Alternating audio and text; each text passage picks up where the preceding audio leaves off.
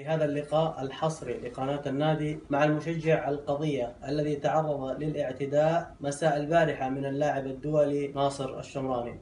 ايش اللي حصل؟ ايش صار داخل الملعب؟ بين الشوطين كانت النتيجة 2-0 لمنتخب البحرين. عند يوم جو دخلوا اللعيبة أنا تكلمت وقلت جو الزلايب، أقصد لعيبة المنتخب السعودي. طبعا كلمة زلايب ما هي مقصودة لشخص معين، المجموعة، العمل الفريق كامل على أداء. استغربت ردة فعل الكابتن ناصر الشمراني يوم قرب. أول شيء بدأ بالقذف، سب والدتي، وبعد ما سب والدتي قرب يمي وقال أنا سمعتك، أنا ماني عارف وش اللي نرفزه في الحديث.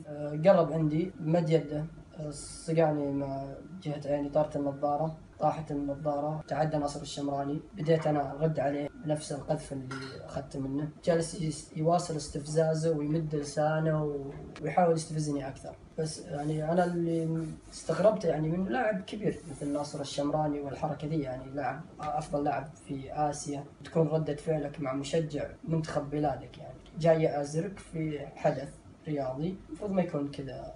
انت اطلقت كلمة زلايب على للعموم او وجهتها للشخص؟ لا، لعمل فريق كامل. فقط الاعتداء كان من ناصر من الشمراني. ناصر الشمراني، وكان عبد الله صديري يحاول يسحب الكابتن.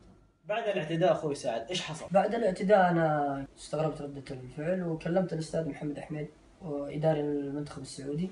ما كان بالبداية ما كان في من عنده أي تجاوب للموضوع. نزلت أنا لغرفة ملابس عند الباص، لقيت الدكتور خالد المرزوقي رئيس البعثة.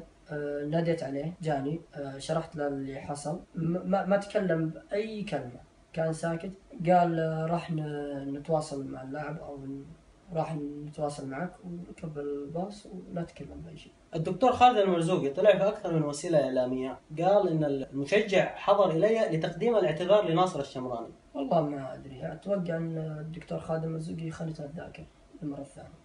أنت لما يوم تكلمت مع الدكتور خالد المرزوقي ما حضرت من أجل تقديم الاعتذار لناصر الشمراني؟ لا، أنا حضرت الدكتور خالد المرزوقي عشان أخذ رد الاعتبار من الكابتن ناصر الشمراني. طيب أخوي سعد، كيف وصلت للكابتن ناصر الشمراني داخل غرف تغيير الملابس؟ جاني الأستاذ محمد حميد إداري المنتخب وسألني وش اللي حصل. تكلمت عليه باللي حصل بالموضوع كامل، وشاف المقطع وقال لي حنا المنتخب السعودي بيسافر، وعطني رقم جوالك وحنا راح نتواصل معك ونواجهك في اللاعب، خليك تتقابل مع اللاعب. أنا هنا رفضت إني ما أمشي ولا أتحرك إلا ناصر الشمراني يعتذر مني قبل لا أمشي، أرجع لبيتي. طبعا قال لي انتظر. دخل غرفة الملابس. طيب إيش حصل داخل غرفة تغيير الملابس؟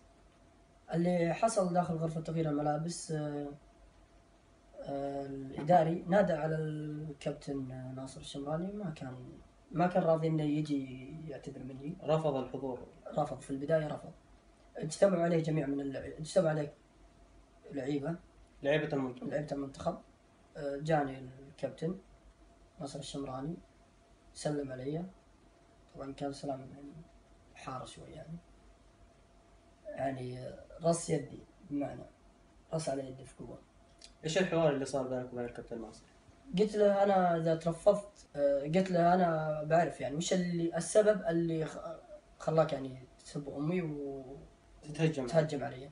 قال أنت تقول زلايب. قلت إذا أنا قلت كلمة زلايب أنا أعتذر من اللفظ هذا، ولكن أنت لازم تعتذر على الكلام اللي أنت قلته. حاولت أشرح له أنا زلايب إني أنا ما كنت أقصد كنت أقصد منظومة فريق كامل، وأنا مشجع ويحق لي إني أعصب للمنتخب السعودي. تكلم وليد عبد الله، قال كلنا محروقين وكلنا فينا حرقة على المنتخب السعودي. رجع ناصر الشمراني وقال لي أنت لو يهمك المنتخب السعودي ما جيت في تيشيرت النصر، ما جيت في التيشيرت هذا، يقصد تيشيرت نادي النصر. عفوا، ايش قال لك الكابتن ناصر؟